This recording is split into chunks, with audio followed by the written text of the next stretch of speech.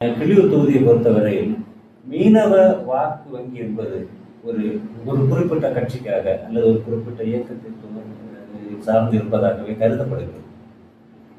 அப்படி வரும்போது இந்த வாக்கு வங்கி உங்கள் பக்கமாக திருப்புவதற்கு எந்த மாதிரியான முன்னெடுப்புகளை? இதே கிள்ளியூர் தொகுதியில் வந்து 2006லேருந்து 2016 வரைக்கும் 2 முறை வந்து எம்எல்ஏவா தரப்பு மக்களை திருப்திப்படுத்துவதற்காக அவர்களது நீண்ட நாள் கோரிக்கைகள், இப்போ எடுத்துக்காட்டுக்கு மீன்பிடி துறைமுகம், விவசாய விளை பொருட்களினுடைய விலை ஏற்றத்தாழ்வுகளுக்கான ஒரு கட்டுப்பாடு, இவற்றை பற்றி எந்த மாதிரியான ஒரு ஐடியாக்கள்? நம்மோடு இருப்பது தமிழ்நாடு சட்டமன்ற தேர்தலில் 234ஆம் தொகுதியான கிள்ளியூர் சட்டமன்ற தொகுதியின் வேட்பாளராக களமிறங்கும் டாக்டர் நிவின் சைமன் அவர்கள். வணக்கம்.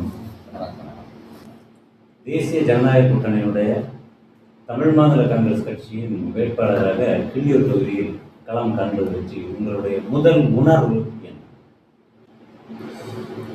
முதல் உணர்வு அப்படின்னா, குடும்ப ரீதியாகவும் பார்த்தாச்சுன்னா எங்களுக்கு ஒரு அரசியல் பாரம்பரியம் உள்ள குடும்பம் தான். தாத்தா காலத்துலேருந்தே அரசியலில் இருக்கிறோம். தாத்தா இருந்தாங்க, அதுக்கப்புறமா அப்பா இதே கிள்ளியூர் தொகுதியில் வந்து 2006லேருந்து 2016 வரைக்கும் 2 முறை வந்து எம்எல்ஏவாக இருந்திருக்காங்க. ஸோ சின்ன வயசுலேருந்து நாங்களுமே அரசியல் ரீதியான விஷயங்களில் ஈடுபாடோடு தான் இருந்திருக்கோம். அப்பாவுடைய பணிகளை பார்த்து அப்பாவுடைய ஃபுட் ஸ்டெப்ஸை வச்சு தான் உள்ளே வந்திருக்கோம். ஸோ எனக்கு தலைவர் இந்த ஒரு வாய்ப்பு கொடுத்தது வந்து எனக்கு வந்து ஒரு மட்டத்தில் மகிழ்ச்சி தான். வந்து எங்கள் கட்சியில் நான் என்னோடய ஈடுபாடை பார்த்து தான் தலைவர் இந்த வாய்ப்பை வந்து தந்திருக்கேன். இதுக்கு முன்னே உங்களுக்கு உங்களோட பேக்ரவுண்ட், இப்போ நீங்கள் உங்களுக்கு என்ன தொழில், நீங்கள் என்ன பண்ணுறீங்க, அதை பற்றி ஒரு சின்ன இன்ட்ரோடக்ஷன். நீங்கள் டாக்டர் இருக்கீங்க, ஓகே. அதை தாண்டியும் உங்களுக்கு உங்களுக்கு பரம்பரையாக பிஸ்னஸ் இருக்கிறதா கேள்விப்பட்டோம். அதை பற்றி ஒரு சின்ன. மருத்துவராக பணியாற்றிட்டு இருக்கிறேன். மூகாம்பிகை மருத்துவக் கல்லூரியில் வந்து ஆசிரியராக பணியாற்றிட்டு இருக்கேன். அது இல்லாமல் கருங்கல்ல வந்து சொந்தமாக ஒரு கிளினிக் வச்சுருக்கிறேன். இது போக குடும்ப ரீதியான பிஸ்னஸ் அப்பா பண்ணிட்டு இருந்தேன். பிஸ்னஸ் அது வந்து மரத்தொழில் தான் எங்களுக்கு குடும்ப தொழில். மரத்தொழில் டிம்பர் வந்து வித்து சாமல் ட்ரிவாண்ட்ரத்தில் வச்சுருக்கோம். உள்நாட்டு மரங்களாக இருக்கட்டும், வெளிநாட்டு மரங்கள், அதெல்லாம் எல்லாமே ஹோல்சேலாக ரீட்டெயிலாக பிஸ்னஸ் பண்ணிட்டு இருக்கோம். கிள்ளியூர் தொகுதியை பொறுத்தவரையில் கடல் சார்ந்த மற்றும் விவசாய சார்ந்த மக்கள் அதிகம் வசிக்கும் பகுதியாக இந்த இரு தரப்பு மக்களை திருப்திப்படுத்துவதற்காக அவர்களது நீண்ட நாள் கோரிக்கைகள், இப்போ எடுத்துக்காட்டுக்கு மீன்பிடி துறைமுகம், விவசாய விளை பொருட்களினுடைய விலை ஏற்றத்தாழ்வுகளுக்கான ஒரு கட்டுப்பாடு, இவற்றை பற்றி எந்த மாதிரியான ஒரு ஐடியாக்கள் வைத்துள்ளீர்கள்? கிள்ளியூர் தொகுதியில் பார்த்தாச்சுன்னா கிட்டத்தட்ட 16 மீனவ கிராமங்கள் இருக்குது. 16. அதில் வந்து கிட்டத்தட்ட ஒரு 65,000 ஓட்டு வங்கி 65,000 இருக்குது. மீனவ ஓட்டு 65,000 இருக்குது.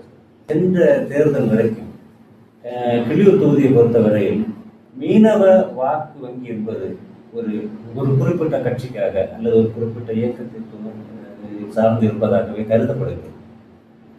அப்படி வரும்போது இந்த வாக்கு வங்கி உங்கள் பக்கமாக திருப்புவதற்கு எந்த மாதிரியான முன்னெடுப்புகளை வைத்துள்ளீர்கள்? மைனாரிட்டி பீப்புள்ஸ் தான், ஃபிஷர்மேன்ஸ், அவங்களுக்கு நிறைய தேவைகள் இருக்குது. அவங்க தேவைகளை யாரும் இது வரைக்கும் ஃபுல்லாகவே பூர்த்தி பண்ணல, எந்த கட்சியுமே பண்ண. அவங்களோட வாக்குகளை எந்த மாதிரி பெற்றுக் கொடுக்குறாங்கன்னா இந்த மாதிரி மைனாரிட்டிஸு. ஸோ வந்து உங்களுக்கு வந்து ஒரு பாதுகாப்பு வேணும்னா அது எங்களால் தான் தர முடியும்னு சொல்லிட்டு அது ஒரு வகையான அரசியல் தான். அவர்களுடைய வாழ்வாதாரம் உயர்த்துவதற்கு அவர்கள் எந்த செயல்பாடையும் செய்யாமல் அவர்கள் வாக்கு வங்கி மட்டும் உணர்வு ரீதியாக வாக்குகளை வாங்கிக் கொள்கிறார்கள் என்று எடுத்துக்கொள்ளலாமா? நிச்சயமா அப்படிதான் செய்வாங்க. ஏன் அப்படின்னா அவங்க வந்து அவங்களுக்கு தேவைகள் நிறைய இருக்குது. தேவைகள் நிறைய இருக்குது மீன்ஸ் அவங்க அது குமரி மாவட்டத்தில் அதிகமாக பணப்புழக்கம் உள்ளது வந்து மீனவ கிராமங்களில் தான் அதிகமான இப்போ நம்ம கரை பகுதிகளில் உள்ள தொழில் எந்த தொழிலாக இருந்தாலும் சரி, நீங்கள் பார்த்தீங்கன்னா அதில் வந்து பெரிய பணப்புழக்கங்கள் எல்லாம் கிடையாது. இருக்குது, ஆனால் பெரிய அளவில் இல்லை. ஆனால் மீன சமுதாயத்தில் சீசன் டைமில் எல்லாம் ஒரு போட்டில் வந்து அவங்க தொழிலுக்கு போகிறாங்கன்னா 5 லட்சத்துலேருந்து 50 லட்சம் வரைக்குமே ஒரு முறை ஒரு முறை அவங்க அந்த மாதிரி எல்லாம் இருக்கு, கணக்கெல்லாம் இருக்கு.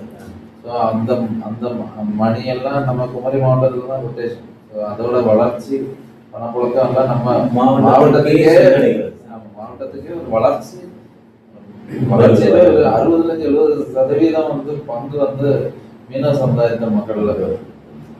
ஆனா வந்து அவங்களுக்கு தேவையான பேசிக்கான விஷயங்கள் எதுவுமே பெருசா வந்து கொடுக்கல. அதான் உண்மை. நிறைய பண்ணலாம்.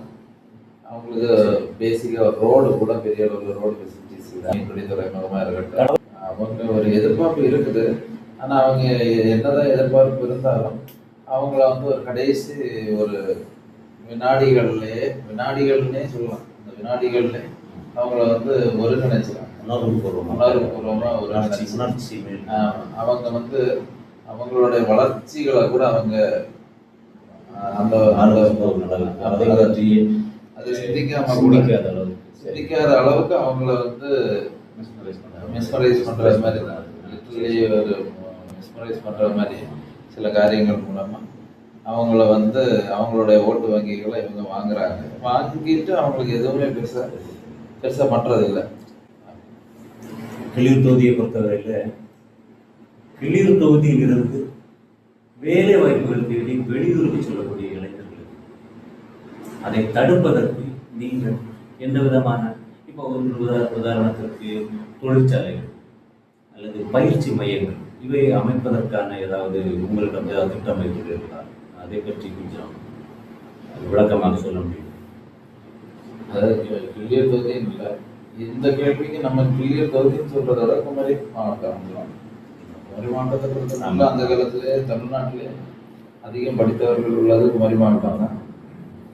இந்தியாவில் எப்படி கேரளா இருக்குதோ அதே மாதிரி தமிழ்நாட்டை பொறுத்தவரையில் வந்து கன்னியாகுமரி மாவட்டத்தில் உள்ள இளைஞர்கள் வந்து இன்னைக்கு நிறைய பேர் படித்து வேலை வாய்ப்பு இல்லாத அளவுக்கு நிறைய பேர் இருக்காங்க. அவங்களுக்கு வேற ஆப்ஷனே இல்லாதனால தான் அவங்க வெளியூருக்கும் வெளிநாடுகளுக்கும் பயணம் பண்றாங்க. அது வெளிநாட்டுல பயணம் பண்ணி போறவங்க எல்லாம் ரொம்ப சக்சஸ்ஃபுல்லா நிறைய பேர் இருக்காங்க. அது குமரி மாவட்டத்தில் உள்ளவங்க ரொம்ப பொருளாதார ரீதியாக ரொம்ப சக்சஸ்ஃபுல்லா நிறைய பேர் இருக்கிறாங்க. அந்த மாதிரி அவங்க வெளிநாட்டுக்கு அவங்க தேடி போற அளவுக்கு உள்ள வேலை வாய்ப்பு நம்ம குமரி மாவட்டத்துல இருந்தாச்சுன்னா கண்டிப்பா அவங்க குமரி மாவட்டத்திலையும் இருப்பாங்க. குமரி மாவட்டமும் பயங்கரமான ஒரு வளர்ச்சி அடையிறதுக்குள்ள வாய்ப்பு உண்டு. ஏன் அப்படின்னா எனி ஃபீல்டு நீங்க பாத்தீங்கன்னா எனி ப்ரொஃபஷன், அதாவது மெயினா நம்ம எல்லாம் பார்த்துட்டு இருக்கிறது இன்ஜினியரிங் ப்ரொஃபஷன் தான். இன்ஜினியரிங் இல்லாமல் நான் ஒரு மெடிக்கல் ப்ரொஃபஷனில் இருக்கேன். டாக்டர்ஸா இருக்கட்டும், குமரி மாவட்டத்தில் உள்ள டாக்டர்ஸ் எல்லாரும் பிற மாவட்டங்களா இருக்கட்டும், பிற மாநிலங்களா இருக்கட்டும், பிற நாடுகள்ல கூட மிகப்பெரிய அளவுல இருக்கக்கூடிய டாக்டர்ஸ் வந்து பார்த்தாச்சுன்னா அவங்க வந்து நம்ம குமரி மாவட்டத்தை சேர்ந்தவங்க தான். சென்ட்ரல் கவர்மெண்ட்டுக்கு ஸ்கீம்ஸ் நிறைய இருக்குது. ஸோ ஒன்று வந்து ஆக்சுவலாக சொல்லணும்னா நிறைய இருக்குது. எம்எஸ்எம்இ எல்லாம் இருக்குது. ஒரு சர்டிஃபைடு எம்எஸ்எம்இ பர்சன் வந்து பிஸ்னஸ் பண்ணும்போது அவங்களுக்கு வந்து ஒரு 1% அந்த மாதிரிப்பட்ட வரிகள் தான், மினிமலான வரி தான் இருக்குது. இதை பற்றி ஃபஸ்ட்டு மக்கள் மத்தியில் ஒரு புரிதல் கிடையாது, அவங்களுக்கு ஒரு விழிப்புணர்வும் கிடையாது.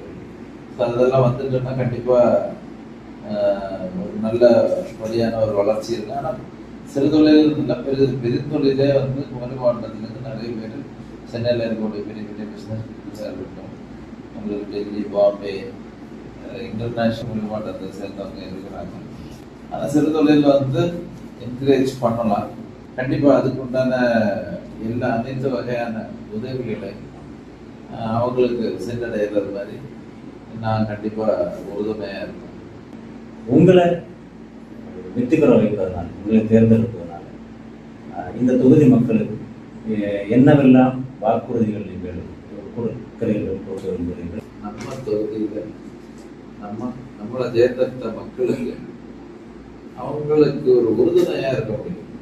எந்த ஒரு விஷயத்துலையும் அவங்களுக்கு ஒரு சப்போர்ட்டிவா இருக்க முடியும். ஒரு முதல். ரெண்டாவது வந்து பேசிக்கான விஷயங்களுக்கு அவங்களுக்கு சப்போர்ட்டிவா இருக்கணும். இப்போ ரோட்வேயா இருக்கட்டும், அவங்களுக்கு டிரான்ஸ்போர்ட்டு, இல்லை அவங்களுக்கு சின்ன சின்ன படிக்கக்கூடிய லோனு, அதை பற்றி நிறைய நாலேஜ் இருக்காது.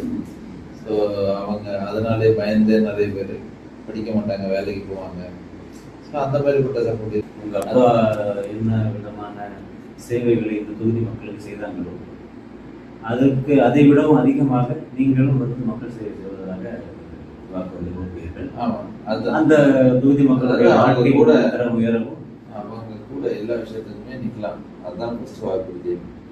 இளைஞர்களுக்கான வேலைவாய்ப்பு, தொகுதி மக்களினுடைய தேவைகள் மற்றும் மத்திய அரசினுடைய திட்டங்களை செயல்படுத்துதல் முதலியவை நீங்கள். இப்போ எங்கள் குமரி மாவட்டத்தில் இப்போ கடல் சார்ந்த பகுதி நிறைய இருக்குது. மீன் வந்து பதப்படுத்தக்கூடிய தொழிற்சாலைகள், ஏற்றுமதி, அந்த மாதிரி ஏதாச்சும் ஒன்று கொண்டு வரலான்னு உள்ள ப்ரொப்போசலை நம்ம மீன் மக்களுக்காக மீன் பதப்படுத்துதல் நிலையம் ஏற்படுத்துதல், அது ப்ரொப்போசல் நம்ம பண்ணலாம். மற்றும் விவசாயிகளுக்காக ஏதாவது திட்டம் ஏற்படுத்திருக்கலாம்.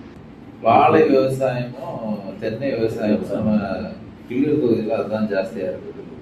அதில் வந்து தென்னை விவசாயத்தை பொறுத்த மட்டும் தென்னையில் வந்து எந்த ஒரு விவசாயத்துமே கிடையாது. தென்னை விவசாயத்தில் வேற பந்தரா எல்லாருக்கும் பயனளிக்கிற மாதிரி இல்லை, எல்லாருக்கும் வேலை வாய்ப்பு இல்லாத மாதிரி வேற என்ன பண்ணலாம்னு பார்த்தா அதில் வந்து ரிலேட்டடாக நிறைய இருக்குது. நமக்கு இங்கே கயிறு அது செய்கிறாங்க. மற்றபடி தேங்காய் எக்ஸ்போர்ட் பண்ணுறாங்க நிறைய பேர். நீங்கள் இன்னும் கொஞ்சம் அட்வான்ஸ்டாக நிறைய விஷயங்கள் பண்ணலாம். தாய்லாண்டில் நீங்கள் சொன்ன மாதிரி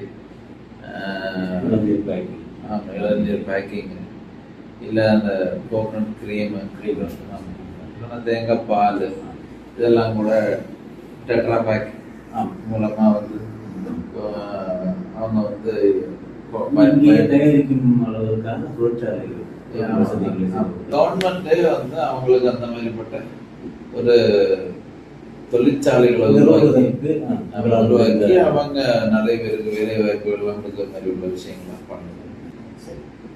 இவ்வளவு நேரம் ஒதுக்கிறதுக்கு மிக்க நன்றி. நீங்கள் வெற்றி பெற எங்கள் வாழ்க்கை. நன்றி.